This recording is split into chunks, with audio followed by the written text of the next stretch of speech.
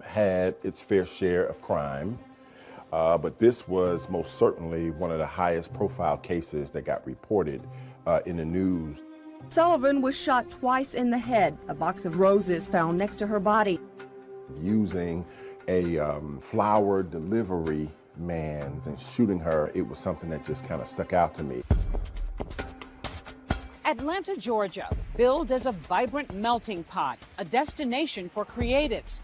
But if you grew up in Georgia in the 1970s, as I did, you know this was a very different place then. One still emerging from the dark shadows of segregation and racial tensions. What was 1970s Atlanta like when she was sort of coming along?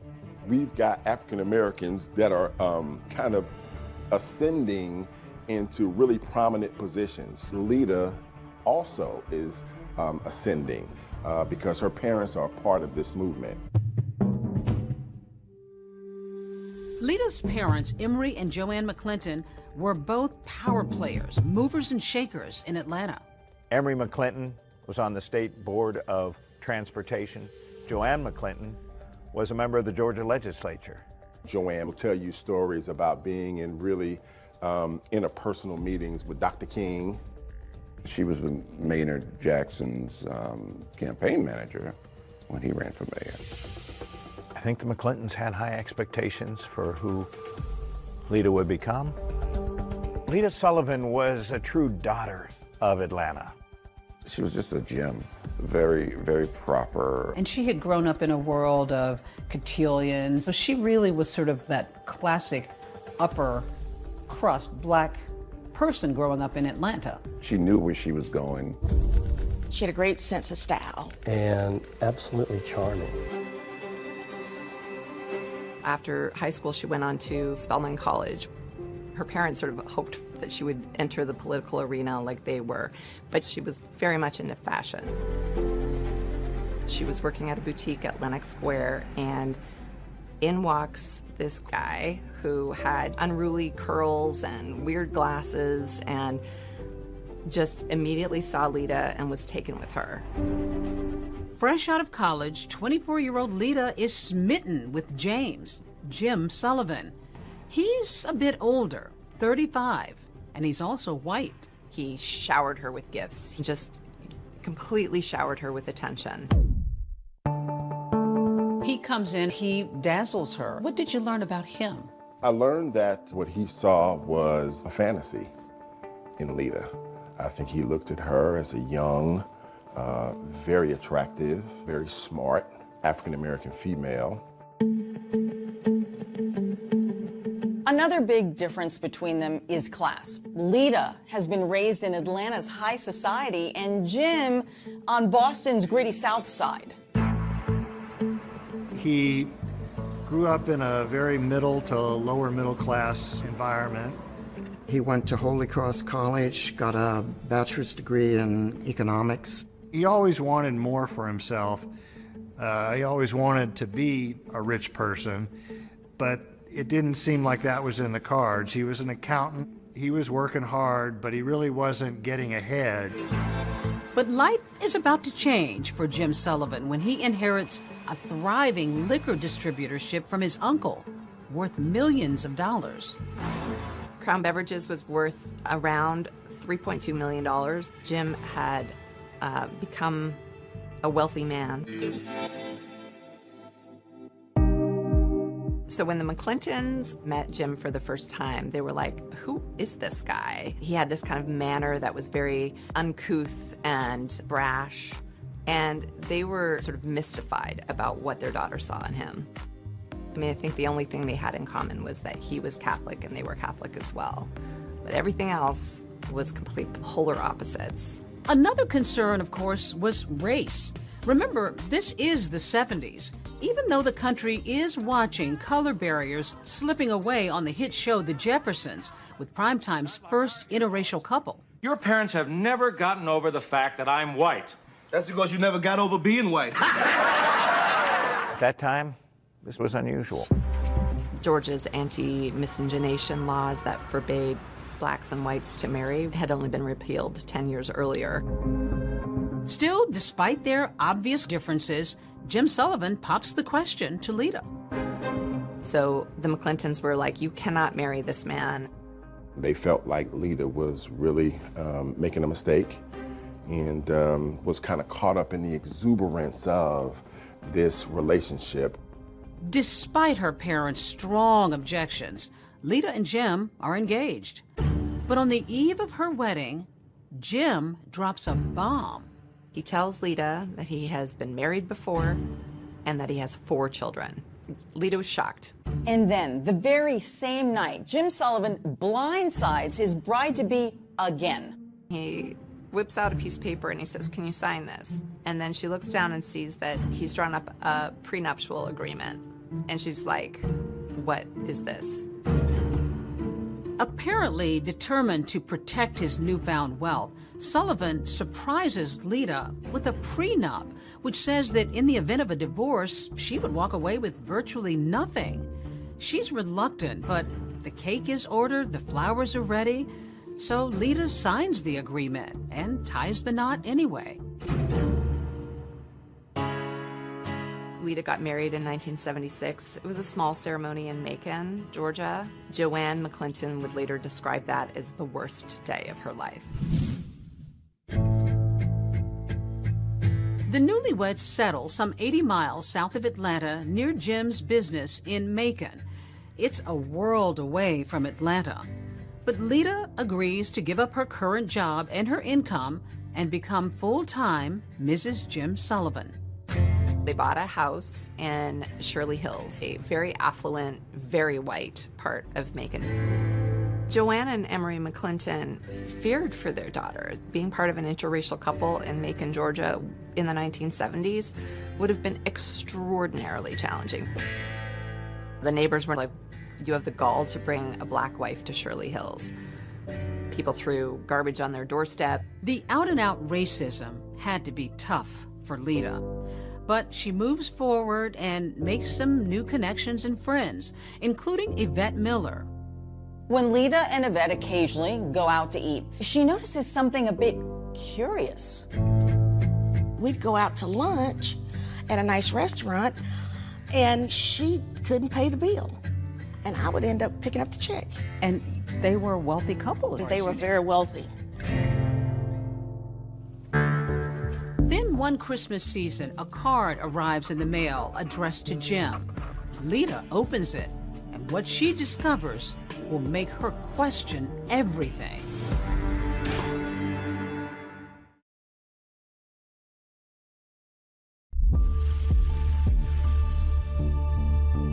Lita and Jim Sullivan's first few months of marriage seemed to be going well. They were both intelligent, both attractive, definitely upper class, high society. But just beneath the surface, there's some obvious cracks. They seemed to be loving at first.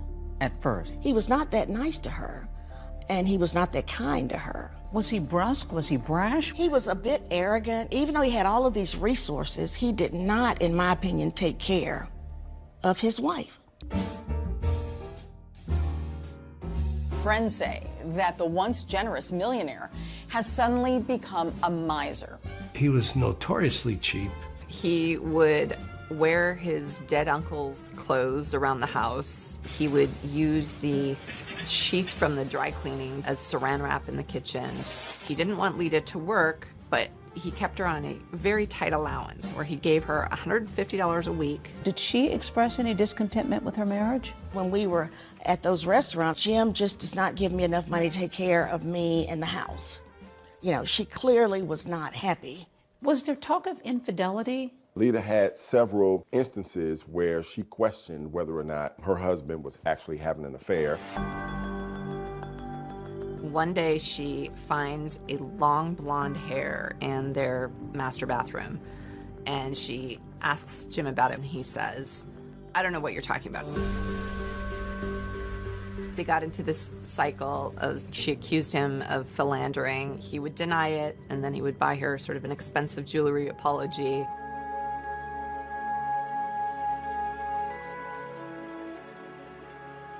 Then, during the holidays one year, Lita makes another stunning discovery.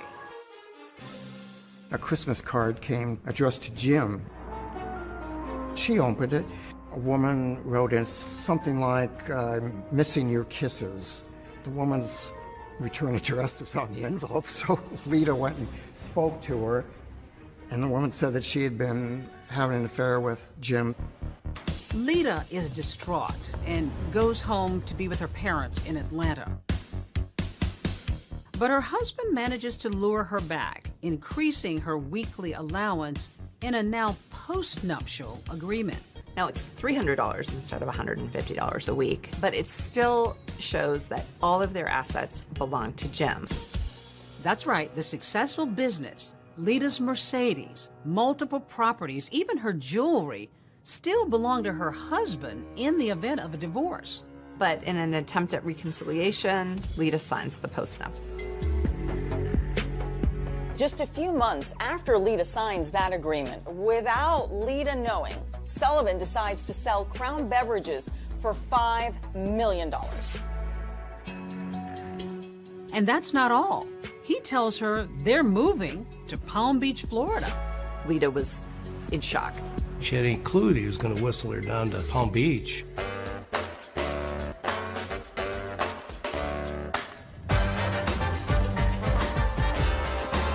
But Lita's new Florida home, located a stone's throw from what would become Mar-a-Lago, is more elaborate than she ever would have imagined.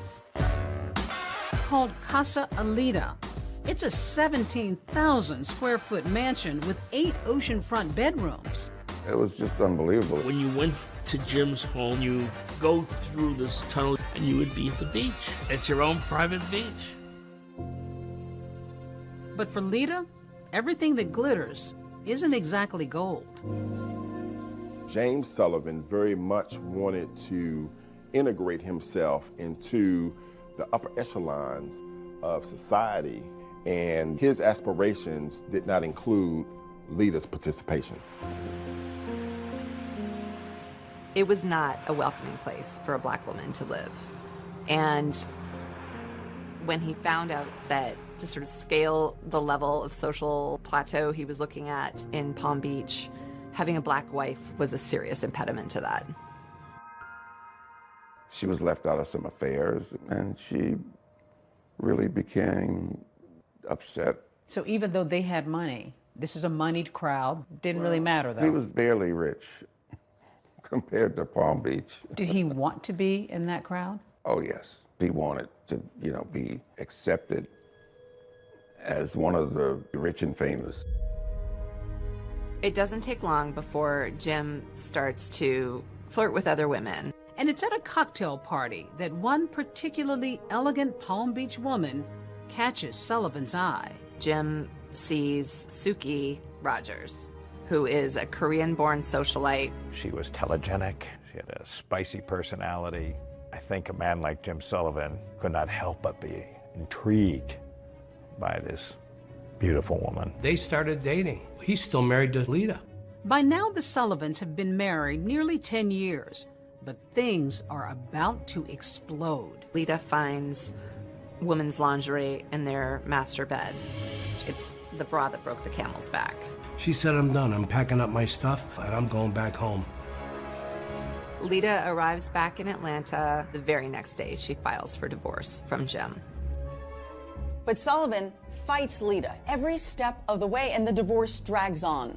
Did she seem concerned, worried, nervous about her breakup? What I detected was she was excited, and she was cutting the cord and leaving Jim alone. She wanted her life back.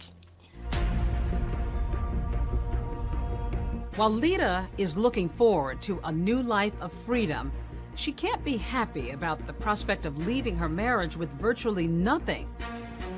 No career, no Palm Beach mansion, no Buckhead townhouse, and $2,500 a month in alimony for 3 years.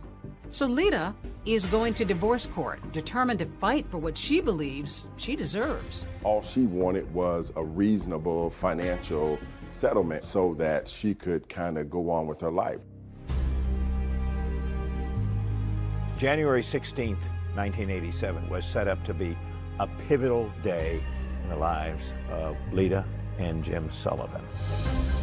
A judge was going to decide whether or not to throw out the postnuptial agreement. She might get as much as close to $1 million in cash and assets. The morning of January 16th, Lita Sullivan, she'd lose her life that day in a murder. With Lita out of the picture, Jim Sullivan stands to gain the property that they had and retain control over all his money. Sullivan was the main suspect. That is, until a treasure trove of secret recordings of Lita's private conversations are uncovered, taking this investigation in a whole new direction. And police are looking at you.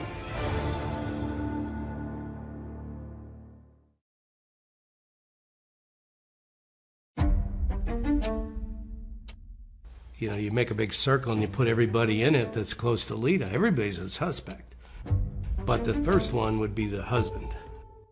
The first and obvious suspect was James Sullivan, who stood to gain everything from her death, all the property, all the monies, and who was contesting the divorce.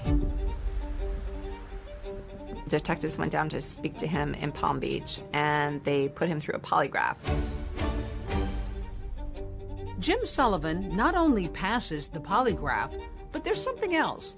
He has an alibi that puts him nearly 700 miles away from the crime scene. James Sullivan was actually in Palm Beach at the time of Lita's murder. When you first look at it, it looks pretty cut and dry. When you interview all the people involved, everybody points in one direction, towards the husband. But when you sit down and look at the facts, I'm not so sure that the husband is the person that committed the crime. Nothing surfaced in the early stages of the investigation that implicated Jim Sullivan in the murder. Sullivan is cooperating with authorities, and during his interview with detectives, he mentions the name of his friend, Marvin Marable. At the time of Lita's death, Marvin and James Sullivan had a very close relationship. Remember, Marvin Marable is married to Lita's best friend, Poppy, who was in the Buckhead townhouse with her 3-year-old daughter the morning that Lita was murdered. But back before the shooting, the friendship hadn't always sat well with Marvin. When Lita moved back to Atlanta, they started, hanging out together. So she's disillusioned by her relationship. Did her failed relationship have any impact on your relationship? Well, from the standpoint of them, being together all the time and going out, yeah. Commiserating. Oh, absolutely. Certainly didn't help. I can understand her being there for her friend, but, sometimes you can go overboard, which is what happened in our relationship.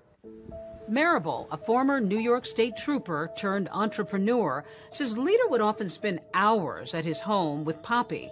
And it was during this time, he says, coincidentally or not, that his own marriage began to unravel. I found a letter where Poppy was planning to file for divorce. So she was planning to file for divorce without your knowledge? Oh, yeah. That had to be a shocker. It was. So then you decided to try something a little questionable after that. I have a background in law enforcement. I don't see it as questionable. It's your own telephone in your own house. I put a recorder on the, people call it a tap, on the phone, and I started recording conversations. In the house phone? Mm-hmm. On the house phone. He began listening to Poppy and Lita's conversations and ended up recording more than 300 hours. In doing those very personal conversations between girlfriends, Marvin Marable learns that there may be some information that James Sullivan might be interested in learning that will be helpful for him in his divorce case. He tells Sullivan about the tapes and what's on them, specifically Lita's post-divorce plans. And soon enough, the two disgruntled husbands are conspiring to get the best of their soon-to-be ex-wives in divorce court. Marvin Maribel travels down to Palm Beach under a false name, and the two men listen to the tapes, and Marvin says, I'm not going to record anymore, and Jim says, no, keep recording. Was there talk of money? Yeah, he offered $30,000. Jim says to Marvin, if the judge decides to honor the postnuptial agreement, he's going to give Marvin $30,000 for the use of the information on the tapes. What kinds of things did Lita talk about that could be helpful to either one of you? You know, there were some guys that, she would talk to, but she was legally separated. But then, just a few days after Marvin and Jim's secret meeting at Casa Elita, Poppy and Lita somehow discovered the recording device. How did they react? It wasn't nice. She filed for divorce the next day. She was angry. She was very angry. Lita was upset too. So upset that she reported Marvin to the authorities, and he was charged with possession of an eavesdropping device. So when police questioned Sullivan about who might have a motive to murder his wife, he tells them to look no further than Marvin Maribel. And sure enough, only a few days after Lita's death, Marvin is being questioned by the Atlanta Police Department about Lita's murder. I go down for the interview, and the first thing they did is read me my rights. And from there on, it was just a nightmare. I was a prime suspect. You have a law enforcement background, so you knew what police So were. I knew that I was being followed. I could pick the investigators, police, could pick them out all the time. Jim had mentioned my name to them. He said, look at Marvin Maribel. This was serious stuff. Oh, yeah. How worried were you? I was very worried.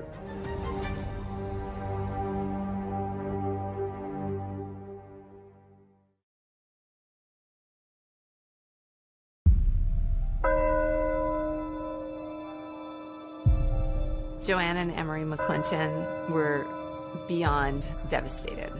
Their eldest daughter was dead. Just 3 days after Lita's murder, they held a funeral.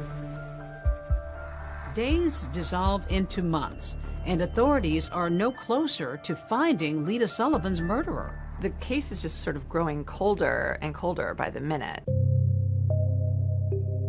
And while Marvin Maribel might have been angry at Lita for pressing those charges against him for eavesdropping, there was no evidence he was responsible for her death.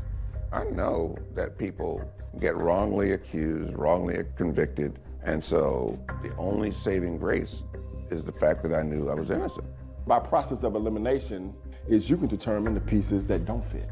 And just eliminate them. The way in which we eliminated Marvin Maribel as a suspect, there was just not enough to connect him directly to the crime itself. As for that eavesdropping device charge, Marvin was put on probation, which he completed, and then he was exonerated. But on those recordings Maribel made, Lita had talked about other men, something that her soon-to-be ex-husband Sullivan pointed out to police. He made allegations that she was participating in extramarital affairs, and that perhaps this was the action of, a disgruntled boyfriend. We have a lot of major players.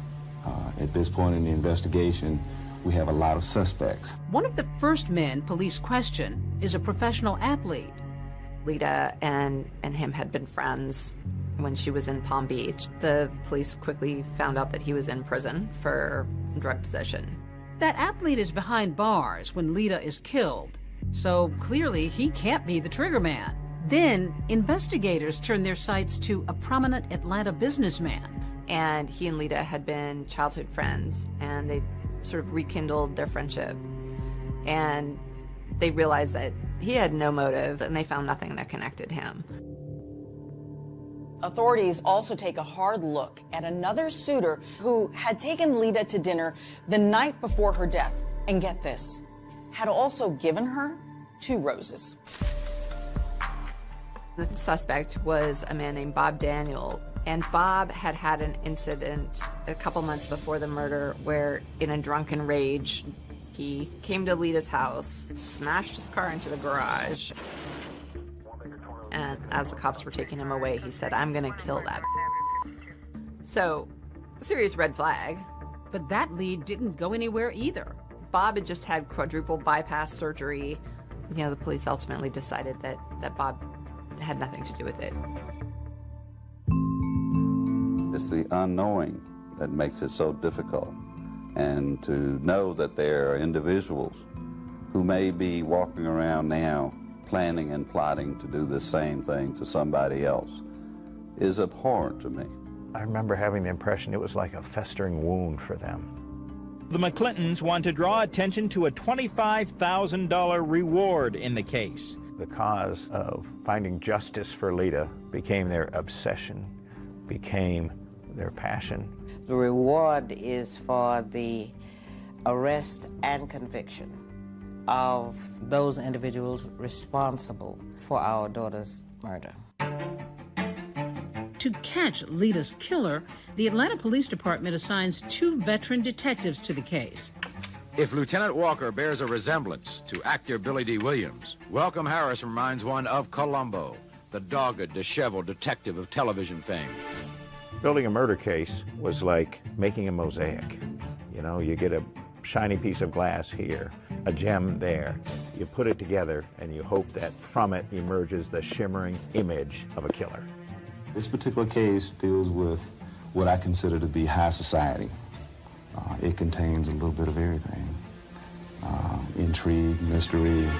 These days, a lot of murders are solved using DNA technology, ring camera technology. But back then, it was detective work. She was shot with a 9mm semi-automatic handgun. Most important thing found at the crime scene was the roses. They canvassed all the area flower shops and quickly found that the roses had been purchased at the Botany Bay flower shop. They interviewed the worker in there, and he told them that this guy came in about 8 o'clock and bought these roses and paid in cash and then left. And he was in a small car. The florist gave a description of the man buying the flowers and another man who was waiting in the car. So detectives know they're looking for at least 2 men. Until yet another person is described to police. That flower delivery man who had looked Lita's neighbor right in the eye. There was a next-door neighbor of Lita's, lived over on the right side of her condo. He lived there. His name was Bob Christensen. He actually gave a description of the flower delivery man as a Caucasian, middle-aged man. They went down to the police station and worked with a police artist and got sketches. As the sketches were being completed, the officers were realizing, obviously, that the shooter was not Jim Sullivan and that the other individuals were all 3 distinct individuals. They didn't look anything like each other, so therefore we knew 3 people were involved. For investigators, this has all the earmarks of only one thing: murder for hire. All the evidence pointed to a hitman showing up at the front door, posing as a flower delivery man, and firing a gunshot into Lita's head. With investigators now exploring the possibility that Lita was murdered by a hired gunman, another critical piece of evidence comes to light: a mysterious phone call. And what they found was that on the same day that Lita was murdered, about an hour after the actual shooting, there was a collect phone call that was placed from a payphone right outside of Atlanta, Georgia. Was this a call from the killer? I don't know about you. I haven't had a collect call from a payphone. So as a cop, you probably go, I wonder if that's connected. And a tip from a woman 700 miles away may just be the big break investigators have been waiting for. I said, anyone knows that if you wanted to get a woman to answer the door, all you would have to do is take flowers to the door.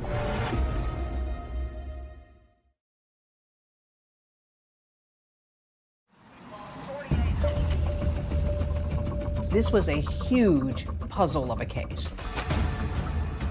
A hitman showing up at the front door, posing as a flower delivery man, firing a gunshot into Lita's head. How did your puzzle-solving skills come into play?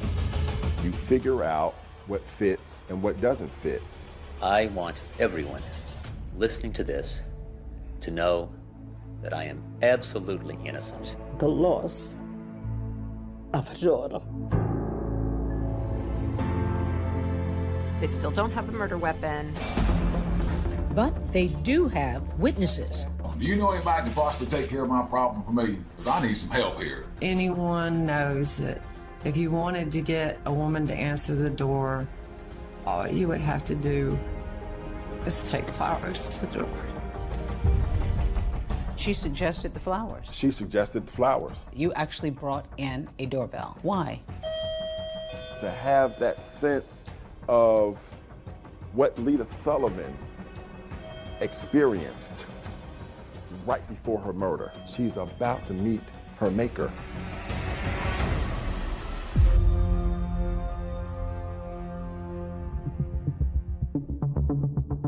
It's a deadly delivery of a dozen pink roses. 35-year-old Lita McClinton Sullivan opens her front door and is suddenly gunned down. On the year anniversary of Lita's death, there are no named suspects. They still don't have the murder weapon. They don't have a hitman. They don't have a paper trail that ties Jim or anyone else to a hit. But that's about to change when they get Jim Sullivan's phone records. On the same day that Lita was murdered, about an hour or so after the actual shooting, there was a collect phone call to James Sullivan's home in Palm Beach, Florida. It turns out to be from a rest stop in Swanee, Georgia, maybe 30 or 40 miles from Buckhead. Using a phone call to call another state, that opens up federal jurisdiction, and in this case, that's the FBI.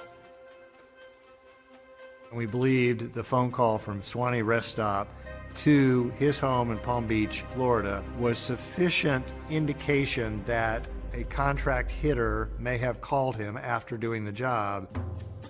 Enter Special Agent John Kingston, who takes a particular interest in that phone call and a whole slew of other calls Jim Sullivan made and received around the time of Lita's murder. I got a whole year's worth, 6 months before the murder to 6 months after the murder. Kingston notices a few calls, and one of them was to Bob Christensen, Lita's neighbor. When Kingston talks to Bob, he finds out that Jim had called Bob 3 days before the murder. Sullivan said, had he seen anything suspicious around Lita's townhouse? And Bob finds it strange. He hasn't talked to Jim in over a year. Bob Christensen shares something else with Agent Kingston. On the same day Jim Sullivan called him, 3 days before the fatal flower delivery, Lita heard a loud knock on her door at 5 or 6 in the morning. It was so early and so unnerving, she didn't answer it. So that made the call that he got from Jim even more suspicious. Kingston also finds that a call is made between Jim's house and a Howard Johnson's motel in Atlanta, just a couple of miles from Lita's house. This is really strange. One thing that he's learned about Jim is that he's not a Hojo's kind of guy. So he goes to the Howard Johnsons and asks if he can look through the records. They gave me the shoebox with all the registration cards, and I pick out 3 that I thought, well, these are awfully interesting. So I said, do you guys have the phone records? They said, yeah, sure we do. And I'm thinking, boy, these people keep really good records, and they keep them for a long time, and I'm really glad. They bring me the phone records for January 13th. I'm flipping through them, and all of a sudden I see 305 Palm Beach, South Florida area code. And I'm pretty sure it's Jim's number. And so I check my records real quick, and I go, yep, that's his number. And then I look, and I said, oh, look, it's from 518. That's one of the 3 cards I pulled out. Well, it just so happens I have a copy of it here. And one of the things it imparts is 3 individuals checked into the room. The individual who actually registered used the name Johnny Furr, but 3 individuals is important to me because I think 3 people are involved in the crime. They put their car down as a Toyota 85 with a North Carolina plate. We believe that a Toyota was the getaway car for the murder. So there's two coincidences already. But remember, these motel records are from January 13th. Lita was murdered 3 days later on the 16th. Special Agent Kingston is beginning to surmise that the killers may have tried and failed to get to her once before. What I believe it to be is the killers having come down 3 days before the actual murder was committed, knocking on her door, her not answering it, and them having to stop and regroup and figure out what plan B is going to be. So I am in love with this registration card and becomes the focal point of my life for the next several months. Kingston's next move is to locate this so-called Johnny Fur with the North Carolina license plate. And to my surprise, there are 150 John or Johnny Furs in North Carolina. But to my great surprise, 115 of these 150 are in a very small circle in North Carolina between the three cities of Albemarle, Concord, and Kannapolis. They're going to knock on every door and find this Johnny Fur. Of course, they're coming from Georgia, and anytime the FBI goes and investigates in another state, they need that state's approval. And just as they're about to get to the state border, their boss calls them and says, North Carolina's denying you entry, and they'll take it from here. And that pretty much kills my case. that kills my case. Yeah, soon after that, Agent Kingston is transferred to another job, and that whole investigation just sort of fades away. Meantime, in Palm Beach, Jim and Suki are living the high life. So with Lita out of the picture, Jim is free to marry Suki, which he does 8 months after Lita's murder. He's thinking that he's the cat's meow. Eating in restaurants in Palm Beach, going to parties, got another attractive woman on his arm. Jim drives around town in a Rolls Royce and gets into a fender bender and has to go to traffic court. Jim says to the judge, well, you've misunderstood. I wasn't even driving that day. Suki was driving. So the judge says, we're going to throw it out. However, the cop who was on the scene catches wind, and he says Suki wasn't even in the car that day. It was Jim driving alone. So now Jim has perjured himself, as has Suki. Jim ultimately got convicted of perjury, was given a year probation and a year of home confinement. Suki Sullivan also receives a year of probation. Suki's freaking out. When she gets charged with perjury on his behalf, she's like, I'm done with this. Suki files for divorce from Jim. And the trial that follows is the juiciest, craziest gossip in town. So when it's Suki's turn to testify, she drops a bomb. Did he talk to you about his former wife, Lita? Yes.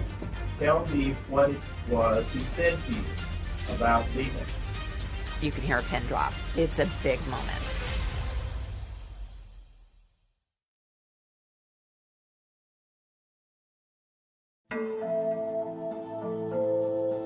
After 33 months of marriage, Suki files for divorce from Jim. Not surprisingly, it's another disputed divorce. But what might have been typical testimony about alimony takes a sudden turn in court.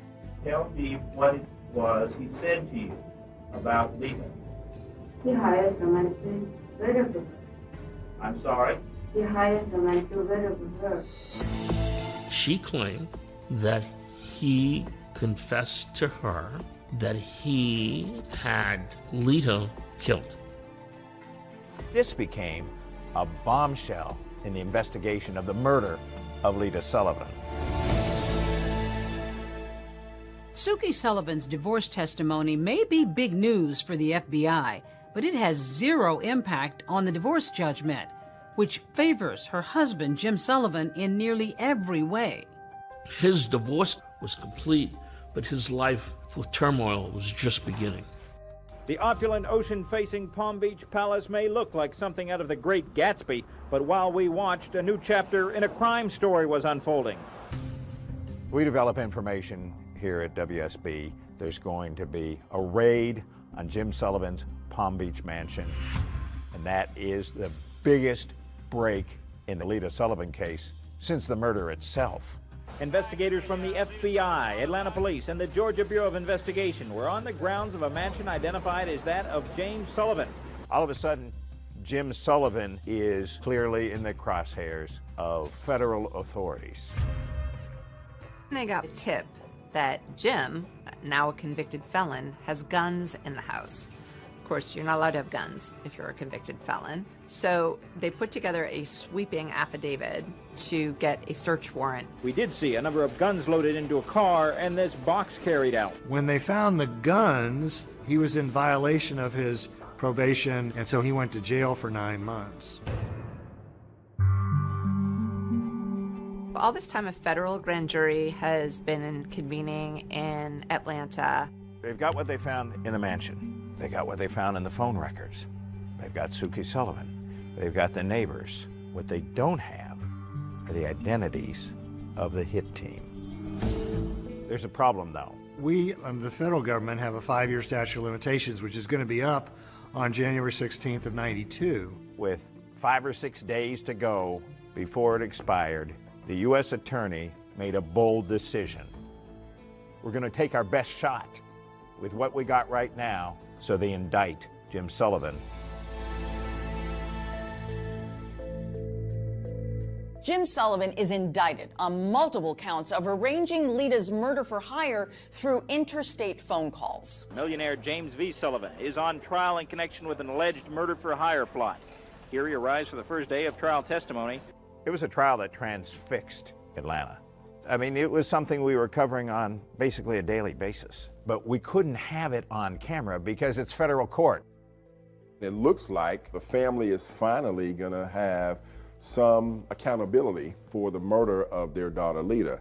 The prosecution suggests the killers were calling Sullivan from the rest stop to say the job was done. The defense suggests otherwise. Jim Sullivan is lawyered up with the best criminal defense lawyers that you can find anywhere in Atlanta and maybe in the whole country.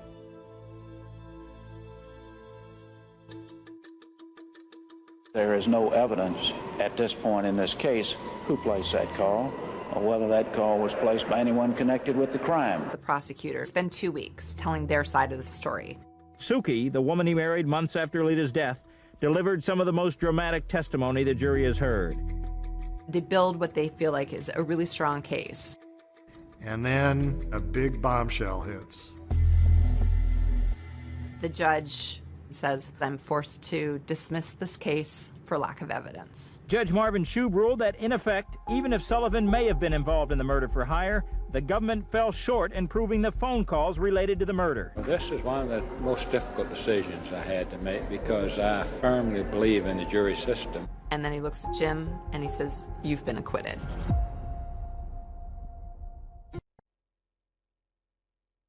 This was ultra shocking. Suddenly it's over, and Jim is a free man. I want everyone listening to this to know that I am absolutely innocent. I had nothing to do with Lita's death. Her death was a great tragedy, and I thank God and my attorneys that this ordeal is over. The family at that point, I guess, is just sort of at a loss. How devastating was that for them? They felt like the justice system had let them down. I was not expecting this. It's extremely difficult. The system today is weighed in the favor of the defense. James Sullivan seems to have gotten away with murder. But Lita's parents aren't giving up. They file a wrongful death suit in Palm Beach, Florida, and they win. We, the jury, return the following verdict. The jury deems that Jim is guilty of wrongful death Total damages of the estate of Lita McClinton Sullivan, $4 million. But Sullivan is able to hide his assets and not pay any of the civil judgment. Jim Sullivan appealed their civil judgment, and he won by having the Florida court say that they had filed it after the Florida statute of limitations. Once again, Jim has wiggled out of any responsibility, and the family is left dumbfounded. Until a call is received out of the blue. A young woman comes forward. It proved to be the break in the case that everyone was looking for.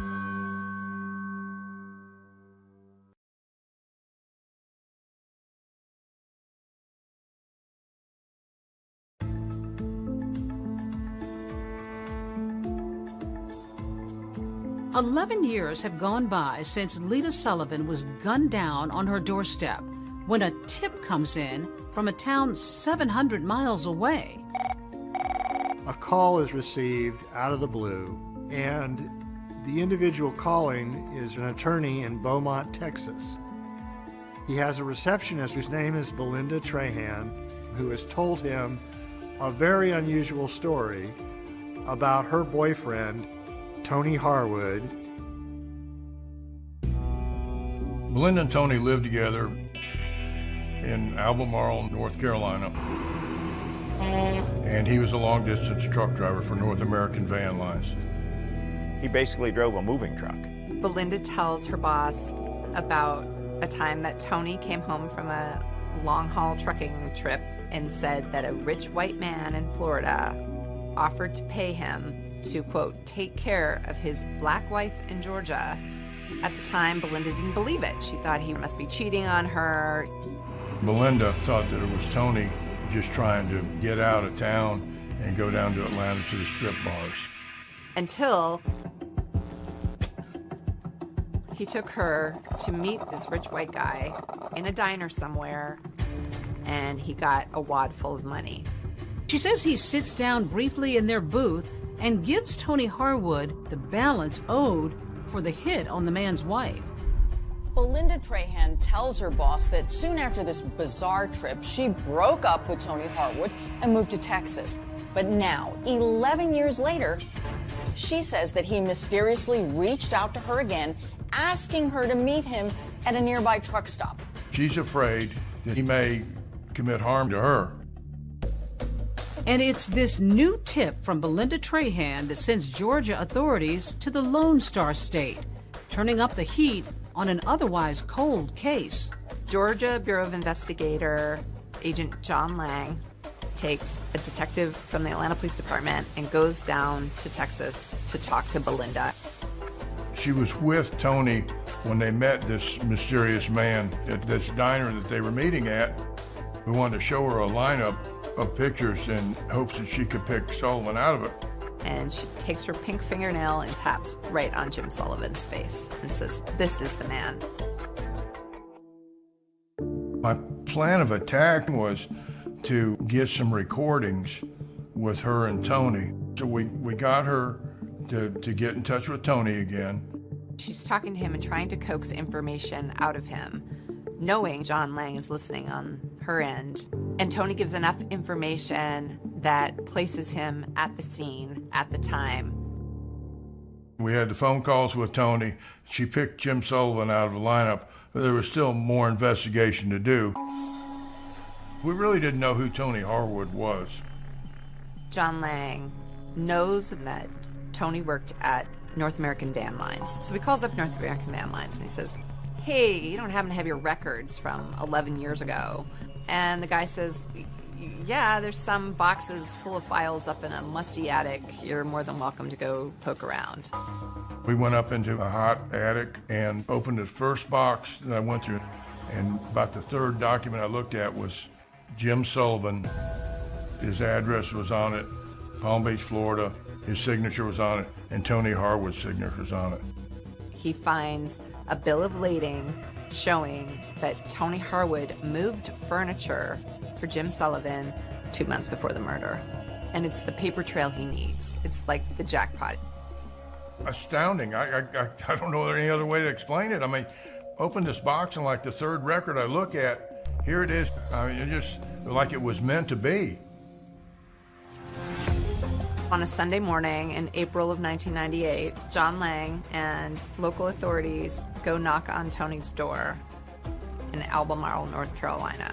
Tony answers the door. And he said, you know, I've been waiting on you boys for a long time. They take Tony to the Albemarle police station. Lang interviews Tony for 3 hours in this tiny room. But at the end of the day, Tony admits to taking money from Jim, $25,000, to take care of Lita. He also tells the detectives that he wasn't the one to pull the trigger, but that he was there the day of the murder. He went through the whole case, and throughout the interview, he incriminated himself even more. I mean, admitted that he was there. He knew what happened. So he was arrested for murder of Lita Sullivan, and we took him back to Atlanta that day.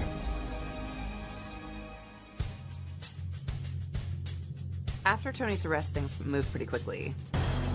We are here today to announce the issuance of a warrant for the arrest of James V. Sullivan. They got enough to get Sullivan, and now boom, Sullivan hears of this and blows. He takes off. We have reason to believe that he's outside the country. He's just gone, vanished. Investigators say he could be anywhere. He is nowhere to be found.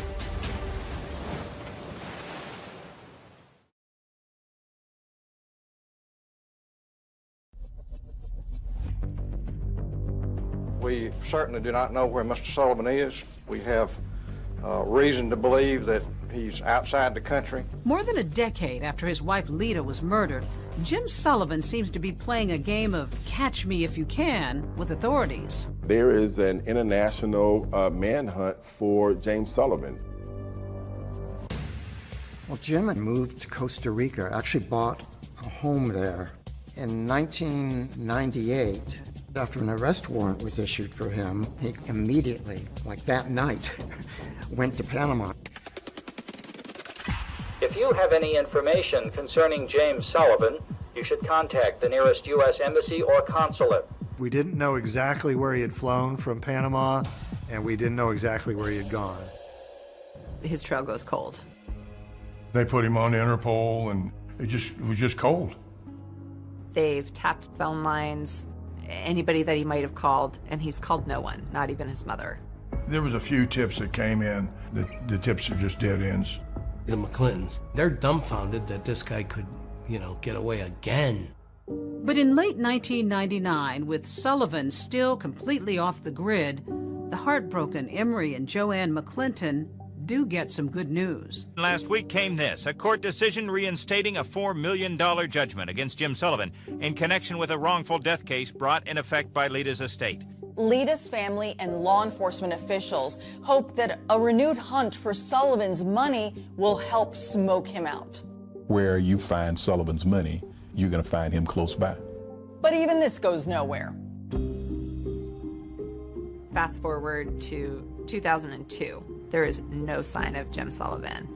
We tried every effort in our arsenal to try and locate him, to put him on the FBI's wanted list, but to also put him on the top 10 list, which is very unusual. You don't get on the top 10 list very easily.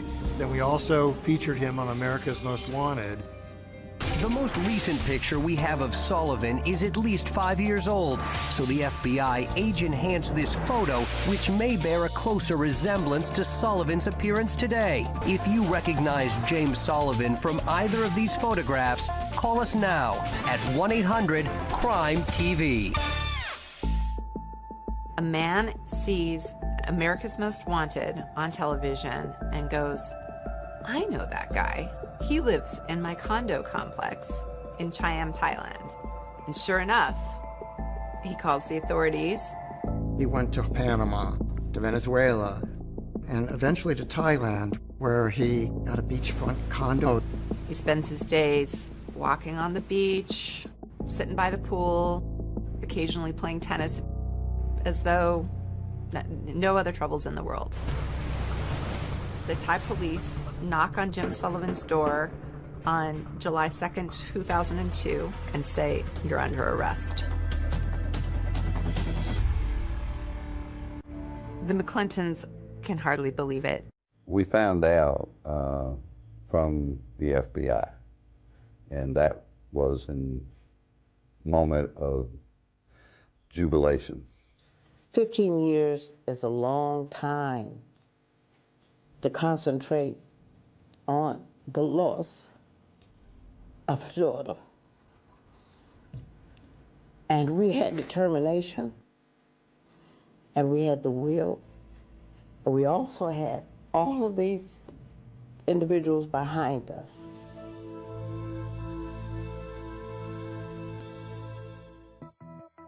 Almost as soon as Jim Sullivan is arrested for murder, Tony Harwood, who has continued to deny being the trigger man, agrees to a plea deal. Tony kind of sees the writing on the wall.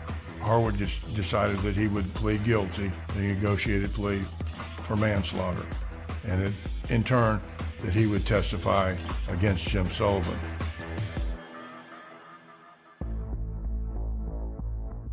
It took 2 years, but he finally was extradited back to Atlanta in 2004. He got off the plane. He was wearing a single shoe because he had such terrible gout in his foot. But he gets off and gets taken to Fulton County Jail. And there's this sort of cumulative sigh of relief. To be clear, Sullivan being tried for murder in Georgia is not double jeopardy. For one thing, it is a state case, and the previous one was a federal case, and that specifically was for arranging Lita's murder for hire over the phone. The elected district attorney appoints me, along with a couple of other lawyers, to prosecute the case. This was a huge puzzle of a case. Right. How did your puzzle-solving skills come into play? There's no cutting corners, and you spread the pieces out, and then you figure out what fits and what doesn't fit. And that's kind of what the prosecution of James Sullivan was like. It was putting together all these different pieces so that we could make sure that the prosecution of the case was done accurately and with integrity. What concerned you going into this trial? He was rich. He was a white male. He had escaped the federal authorities before, and he had two of the best criminal defense attorneys representing him. They are sharp, and if they can find a way out, they're going to find a way out. There will not be one shred of physical evidence that links Jim Sullivan to this crime.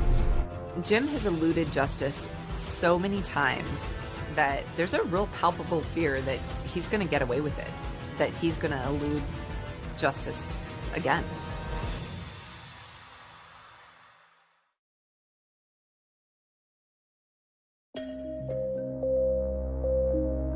After nearly 20 years, Jim Sullivan is finally on trial here in Fulton County for the murder of his wife, Lita. For her heartbroken parents, this day couldn't come soon enough. The pain, believe it or not, it increases. It does not decrease. The shock decreases. The depression decreases. But the pain continues. It was an A-team of prosecutors, great courtroom performers. Clint Rucker was the lead prosecutor, and Anna Gray, Kelly Hill, Sheila Ross. And the evidence will show that the person who sent that hitman to Lita's door is the only person in the world who could have profited from her death. It is the only person in the world who met Tony Harwood and paid him off for killing her. And is the only person in the world who fled halfway around the world to avoid facing you. Jury was 9 women and 3 men. The jury is also racially mixed. Jim Sullivan had Ed Garland and Don Samuel, again, the people who won that big courtroom victory against the feds. What the state relies on is 2 types of evidence. Circumstantial evidence, and then the testimony of con men. The state initially started out the nature of the crime and what happened that morning. I heard two sounds. They sounded to me like steel hitting steel. I just didn't want to believe that it was a gun. And so I hesitated for a second, and then I really knew that it was a gun. She was able to squeeze my hand each time I spoke with her, like she understood what I was saying. And for many, many years after this, I thought that's all it was. And then one day I realized that she was comforting me more than I was comforting her. That was the sort of lady I felt she was. They had the phone calls that the FBI had found. There was a call from this room to Mr. Sullivan's home at 7:44 in the morning. But all this testimony notwithstanding, it's Belinda Trahan and Tony Harwood who everybody wants to hear from. Belinda Trahan was the most important witness in the case. He told me that some white guy who wanted to take out his black wife. I didn't believe it. Why not? I've been with him for 3 years, over 3 years. I mean, I figured he met someone because we were on the outs. Most chilling about Belinda's testimony is that she confirms that there was at least one failed attempt on Lita's life. She testifies that when Tony had gone to Lita's house on January 13th, that she didn't come to the door. They drove back to North Carolina and told Belinda that, it didn't work. But Belinda testifies that hearing that from her boyfriend left her incredulous. I said, just don't even lie to me. I said, because anyone knows that if you wanted to get a woman to answer the door, all you would have to do is take flowers to the door. Did you in any way mean for that to be a suggestion as to how to get the job accomplished? No, not at all. Here's Belinda Trahan, and she is falling on the sword about what she did. She suggested the flowers. She suggested the flowers, and she admitted that on the stand. You brought in the diner booth where they sat. Wow. Why couldn't you just tell the jury and show pictures? I want you to see the puzzle once it's all put together. Yeah, I can show you the box. I can show you a photograph of it. But when I put it together and I show it to you, you'll never forget it. Pushed the paper across the table like this, and then Tony put his hand on it and took it from there. And there was a particular moment when she is asked to stand up in court and identified the person she witnessed give Tony Harwood an envelope full of money. Please, point him out. It's right there. He can't even make eye contact. Your Honor, may the record reflect the witness has identified the defendant, James Sullivan.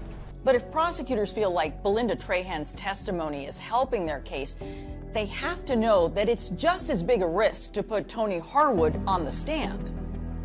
Can you show the jurors the body language Mr. Sullivan used and the tone of voice, if it's possible, that he used when he was explaining to you that his wife, Lita, was a problem? You know, I've got this wife of mine up in Atlanta, and she is just trying to take everything I've got. And I don't know what to do about it. I need someone to take care of my problem. Do you know anybody that can possibly take care of my problem for me? Because I need some help here. We could prove Tony Harwood and James Sullivan actually met each other. So I spent the first part of Tony Harwood's examination confirming his signature on the hotel receipt. And the signature, Johnny Thurr. The fact that he actually went to the flower shop. Who actually went inside the flower shop to purchase the flowers? I did. They had Tony Harwood saying that he was the one who made the collect call to Jim Sullivan's house. What did you say to him? I said, Merry Christmas. And he said, I understand. And that was it. What were you trying to convey to Mr. Sullivan by giving him that signal? those code words. That his problem was taken care of.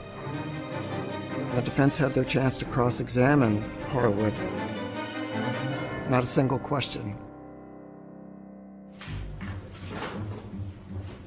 The two key witnesses were, of course, Belinda Trahan and Tony Harwood. And so, in closing arguments, the defense assailed their credibility. You should reject everything that came out of his mouth. Harwood says envelope in the bathroom. She says an envelope at this booth over here. Garland presents to the jury a letter-sized envelope stuffed with bills. Harwood had said it was all cash in $20 bills. See, oops, some of it fell out, and some more. It won't fit in an envelope. The whole story just doesn't make sense. In your closing arguments, you actually brought in a doorbell. Why? What was the point? I wanted the jurors to have that sense of what Lita Sullivan experienced right before her murder. An ordinary moment. In an ordinary moment. The second reason why I did it is because James Sullivan liked to read books. And one of his favorite authors wrote a book called For Whom the Bell Tolls. I'm going to ask you through your verdict of guilty to each and every count to tell James Vincent Sullivan for whom the bell tolls. Tell him that it tolls for thee. For you.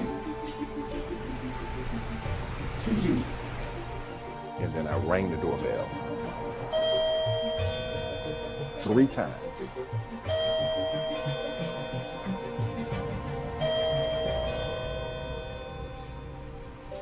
As the jury goes out to deliberate, I think there's a real fear. Are they going to do it this time, or is it going to be like every other time? I do not see this as a slam dunk for the state. There's this anxiety. You're worried, but you're hopeful. I don't care who you talk to that does this kind of work as a litigator. They will tell you, oh, I can look at the jurors and I probably can tell you what they're going to do. No, you don't. You don't.